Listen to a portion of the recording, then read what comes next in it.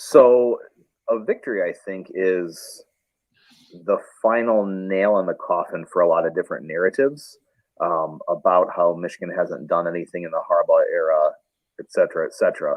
Because now you have a new number next to that that Big Ten championship number that they have on the walls around the practice fields. All right, welcome in. Good afternoon. It is the Maize and Blue Review Afternoon Live. I'm Dennis Fithian, joined by the publisher of TMBR, Josh Henschke, the day before the Big Ten title game in Indy. You know, just saying those words, it's like it kind of feels like the LFG is appropriate here, Josh. Yeah, no, absolutely. You know, it's new territory for all of us, not just the team. So gotta get used to all this coverage the week after Ohio State game. So yeah, I mean, the excitement's everywhere, and rightfully so. You know, this is a big opportunity coming up tomorrow. Yeah, and that audio you heard right there was from Adam Schnepp, the senior editor at TMBR. He was on yesterday, ready to go, of course, talking about this game and all the different particulars here.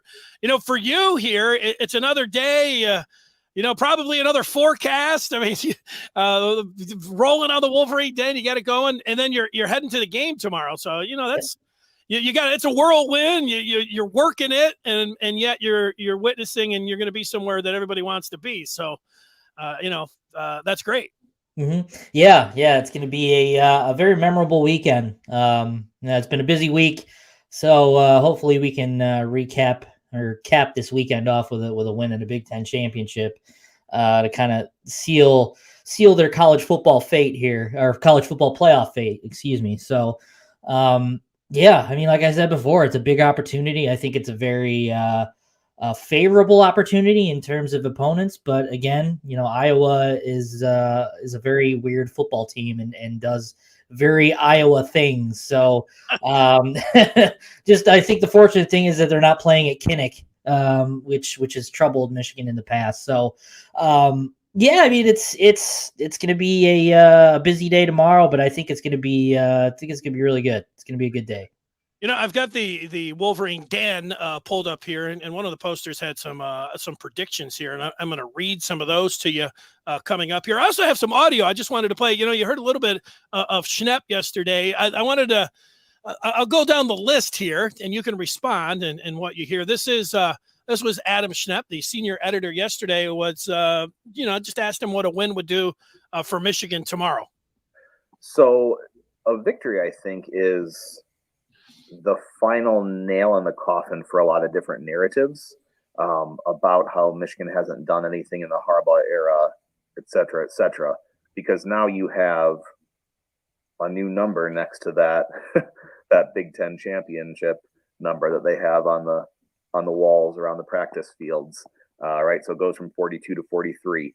You're not just a division champion, you're a conference champion, and it is obviously a bigger deal. You have to go back to your earlier point for a second, a team that came in with very low expectations that has now exceeded every single one of them and is on the cusp of doing something that really matters, you know, that is recordable. It shows up in every media guide from here on out. It shows up in every program from here on out. It's like I was saying, it's a new number to put up there. And it's a ring for these guys.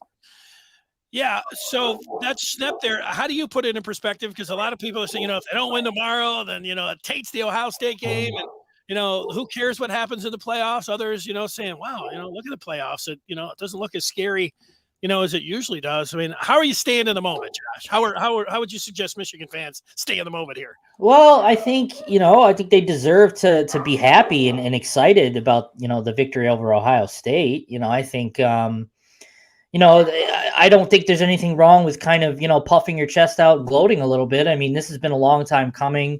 You know, Michigan fans, you know, not even talking about the program, but, you know, Michigan fans have taken their fair share of lumps over the years. You know, everyone knows about the, you know, the Indy jokes and things like that. So, yeah, I think, you know, my main, I guess, comment would be to, you know, just exactly what you said. Enjoy the moment. appreciate what this program has been able to do. Not just this week, but this weekend, if it's a favorable outcome, just appreciate what they're able to do and what's in front of them as well. I mean, there's a big opportunity, to come later this month if they win tomorrow, to play in the college football playoff, whether that's in Miami or in Dallas. I mean, and Adam's exactly right. This win, not only against Ohio State, but playing Indy tomorrow, definitely wipes out narratives and with wiping out these narratives comes expectations moving forward though.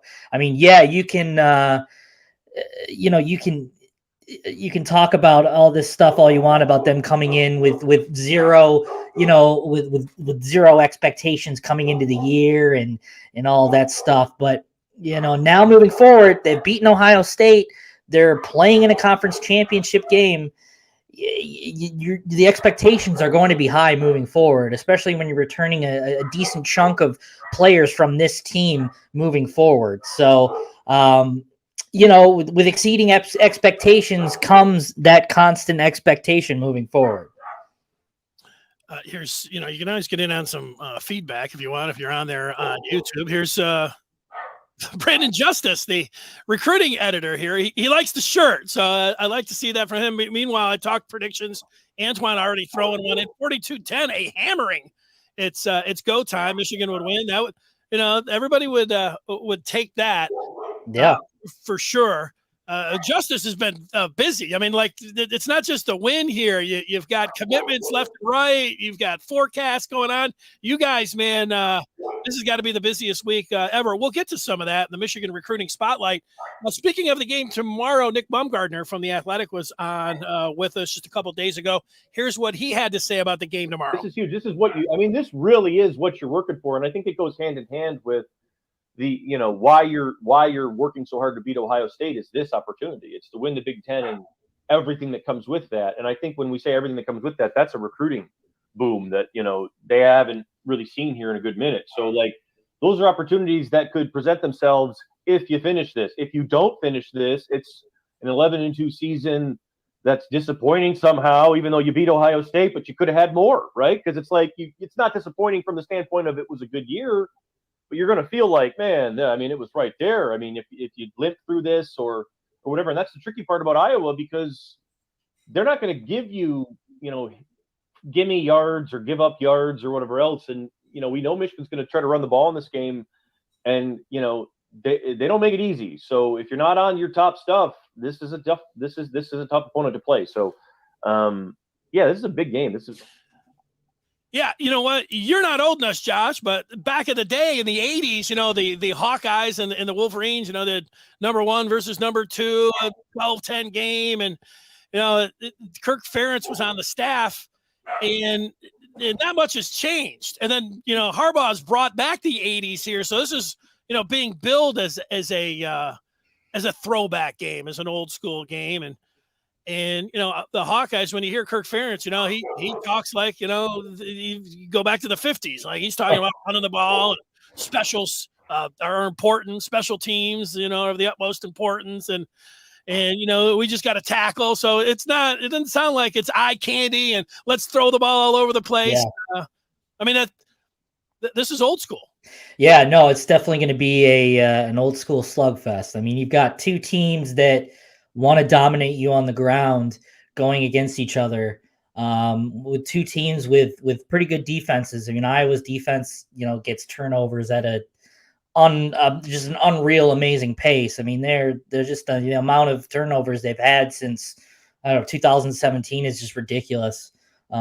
So it'll be interesting to see. Can Michigan get the ball on the ground, and can Michigan do what it did against Ohio State and shut down a Iowa offense that really struggles to keep the quarterback upright.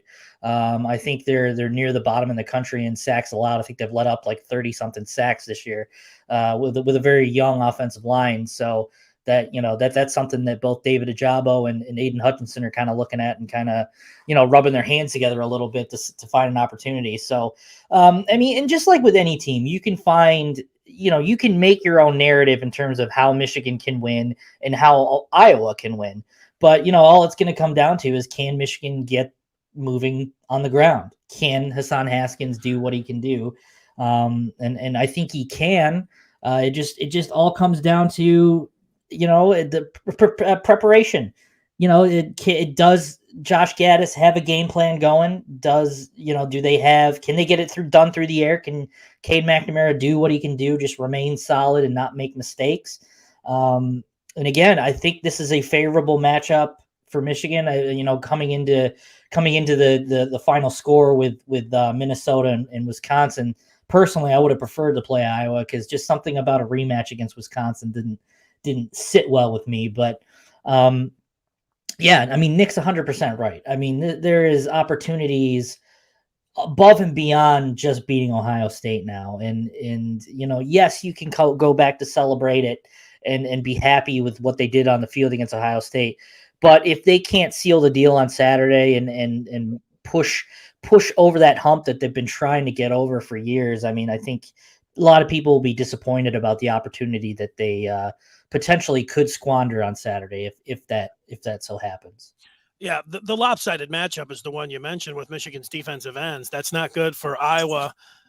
Defensively, they've got the defensive efficiency up at the top of the Big Ten. They lead the nation in interceptions, yards per carry with Power 5 teams. They're in the top 5. That's good. Wisconsin's number 1 though. So, to your point, that's pretty good. Here's some more audio. This is from your buddy, Kirk Herbstreit.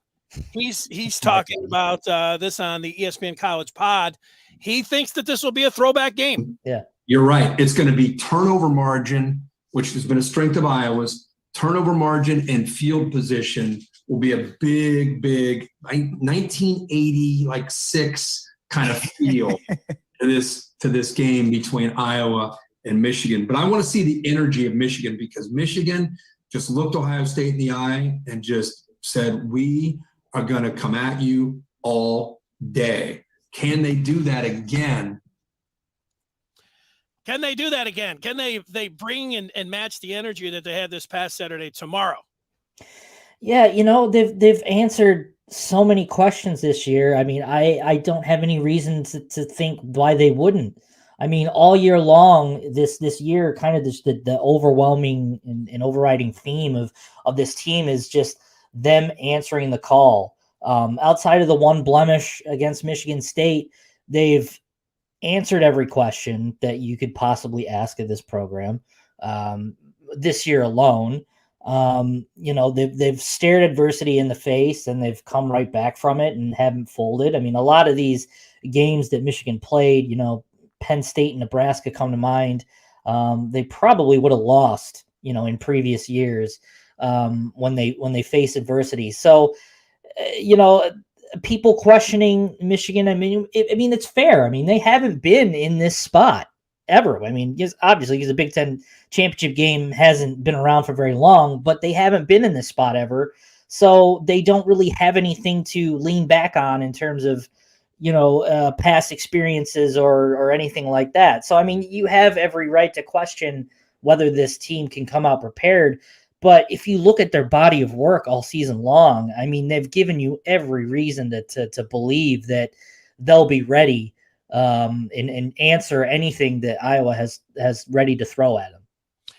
All right, I've got more audio for you. We've got the Michigan recruiting spotlight. We've got the Memorabilia Minute. I said I was going to read some of these posts on the Maize and Blue Review, the community here. I do want to tell everybody, Josh is and, we see Brandon, I don't know how much time he has. He's always on the phone recruiting and everything.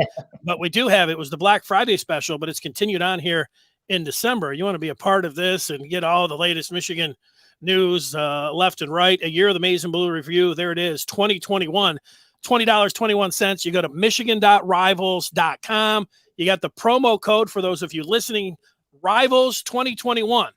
So go there. We look forward to interacting with you.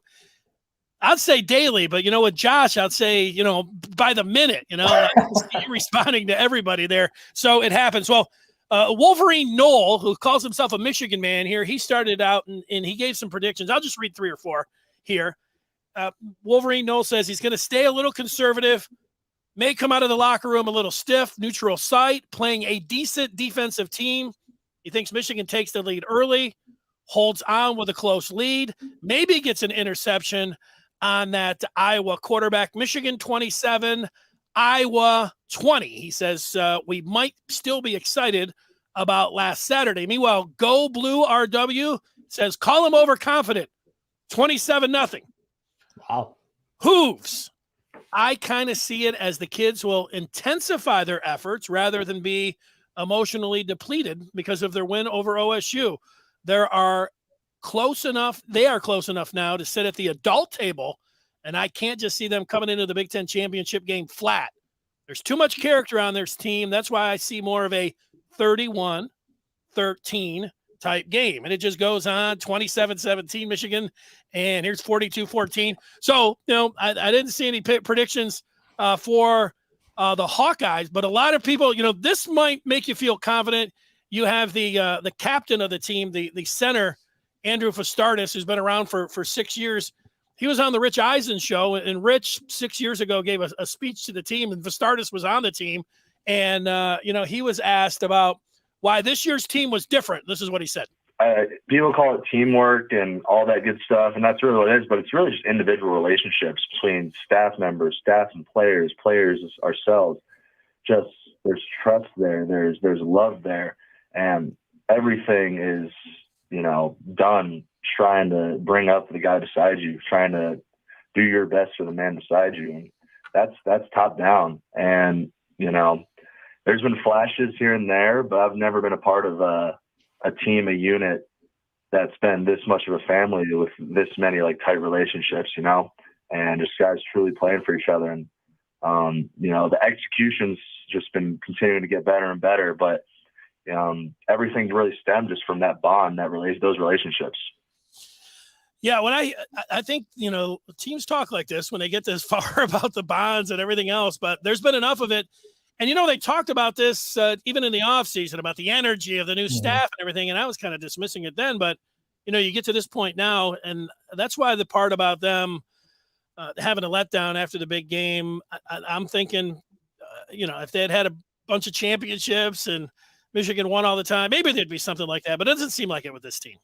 No, I mean, there's so much more to play for here. I understand why people would think that there's an emotional letdown because they've been so emotionally scarred by this program the last 20 years that, anything good that happens, they'll be like, oh no, when's the bad going to happen? And, I don't think there's just so much more to play for here. Yes, they win a Big Ten championship. The season doesn't end. There's a lot more to play for after this. And this program isn't stupid. They understand what is next and what's to come if they win this game. And they're treating it as such and as they should. And, and like you said, I think you nailed it too. A lot of people kind of wrote off this new narrative that, the energy in the locker room is different with the assistant coach because you've heard it multiple times before. But again, it's always been okay, well, prove it. It's prove this. Talk is cheap, and I think this program has kind of realized that they're more of the the prove it type than talk it type than in years past. So the fresh energy. Harbaugh kind of realized he's taken this program and kind of taken a step back and kind of said, all right, you guys, you guys as in his assistants to kind of just let them run the show and kind of not micromanage. Not saying that he did so much in the past, but letting his assistants kind of do their thing and connect with these players, as most of them are relatively young. I think it's gone a long way with this program this year. Yeah, I was just looking back at the season and these games, and you know what? There were 4 games like in the past that would have felt like they would have lost. That Rutgers game comes to mind. They had 4 3-and-outs, in the second half after they had the big, 20-3 lead at the half, and they had to hang on 20-13. And, they come out of that first drive, and there's a 3rd and 13, and they're running the ball. The crowd's groaning. The night game at Nebraska. I mean, I know Nebraska has folded up. They seem like they're in a position all the time to get these great wins, but there was about 5 minutes in there. My wife was like, you know what? You're not having very much fun watching this game. I'm like, it looks like they're going to lose. And she's like, there's a lot of time left. And I'm like, I don't know. I've seen it before. Yeah. And, so that one, of course, the Michigan State game, how that one played out. And then, the Penn State game, there was the 8-pointer in that game that they scored to tie it up. And then there was the fumble in their own end. I mean, that one looked like it was bound to be a loss. And that's why almost every series and every play against Ohio State, even when it got into the second half and Michigan was up by 8, I'm like, man, they were up by 8 against Penn State. They're up by 16 against Michigan State, and those teams came back. So there was never any easy feeling. They just kept pouring it on you there in the fourth quarter, which made you at some point think, wow, man, they're showing everybody that don't worry, we've got this. But that's a long way of saying that this year has been different. They were able to culminate it in the great performance this past Saturday. Yeah, I think this year is it's all about rewriting the ending to a book that we all know what was going to happen at the end of it. It's like rereading your favorite book in hopes of the ending being different, but this time the ending is really different. It is different. And I mean, they've got another opportunity tomorrow to really rewrite and really get rid of some demons that have been haunting them for so long. This opportunity is so good for them. I mean, this is a really, really good opportunity for this program to really, like the poster said, to sit at the big boy table. I mean, they've been on the cusp of sitting at the table, but been getting denied every time. Now this is an opportunity to say, hey, this is what we've been talking about. We're here, and we're not going anywhere. So, how Michigan comes out tomorrow in terms of energy, I'm not worried about it. Maybe they might come out flat as both teams kind of feel each other out.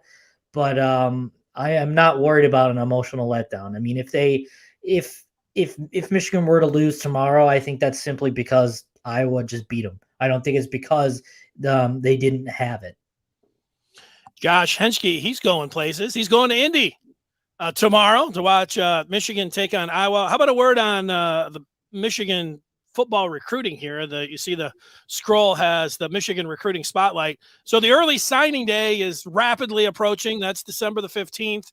And Michigan this week did pick up a commitment for this week in a defensive end in Ethan Burke. And I saw yesterday that they picked up a quarterback out of Detroit Country Day and named Brandon Mann. He was headed to Kent State, and he's a PWO, preferred walk-on, but people have seen him play. They really like what they have seen from him. And before you go too far with anything else, a quarterback for an undefeated team tomorrow that's going to be under center, Stenson Bennett IV. He was a preferred walk-on. So, I mean, it's nice to have, if you rank preferred walk-ons and quarterbacks, this one seems like a really good one to have. Yeah, I always kind of like to comment on walk-ons as much as possible when you get a good one, because they're so important to the team. I mean, people think he's just on the team because he's a walk-on, he's paying his own way, he's just wearing the helmet just to say he's part of the team. But that's not necessarily the case. I mean, these guys put in the work. You could just ask CJ Baird. I mean, the dude put in the work, a crucial part of the scout team. I mean, that's what these guys do. These guys are there to help, the ones prepare scouting reports, and they're very much part of the team. I mean, it's rare that, Michigan will get walk-ons in big roles. I mean, Andrew Vastardis was a walk-on. Jordan Kovacs, obviously we all know about him. It happens, but a lot of times these guys are there to build scouting reports, help out, competition and practice and things like that. But I mean, it's I think it's a good. I mean, getting guys that can win.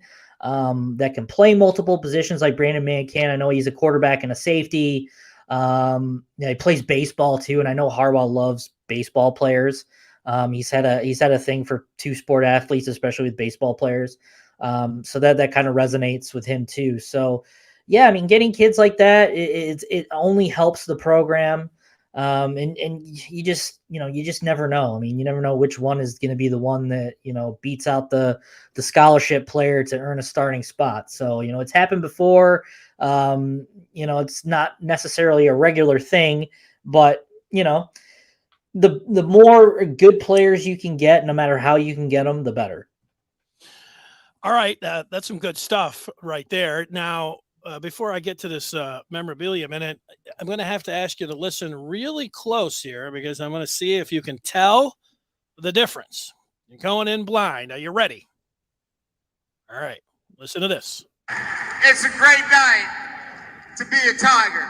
I'm here with my family, and we are so excited to be in the great state of Louisiana, but more important. All right, and then this one. Bubba was from Biola Battery, Alabama, and his mama cooked shrimp. It's a great night to be a Tiger. Bubba was from Biola Battery, Alabama, and his mama cooked shrimp. It's a great night to be a Tiger. I'm here with my family. He's here with his family. Oh, it's so bad. He's here with his family. I don't know. Like, I know there's acting, you get in there. Hey, come on, coach. I'm going to be here with my family.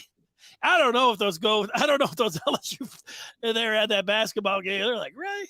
Family? That's going to be an epic disaster. And I am here for it. Every minute of it. I mean, that was so bad. It reminds me of the episode of The Office where they're playing that murder mystery game and they're all making those fake accents. I mean, that's so bad. It's just terrible. Yeah, he wasn't very good with his fake accent there. No. I can't wait to his next press conference here. All right, so the Memorabilia Minute, which comes out really quick. This is a football that my daughter got back in 2012, but I just want to show you here because it kind of goes into tomorrow pretty quick because we've got this autograph right there is Brady Hoke when he was the head coach, and tomorrow he's playing for a championship. Woodson, who's in the Hall of Fame, is on there, Greasy, and then Hutchinson there as well. And I thought maybe that this autograph one day would be worth a lot of money. It's number 9, Matt Stafford, who showed up at that charity event right there.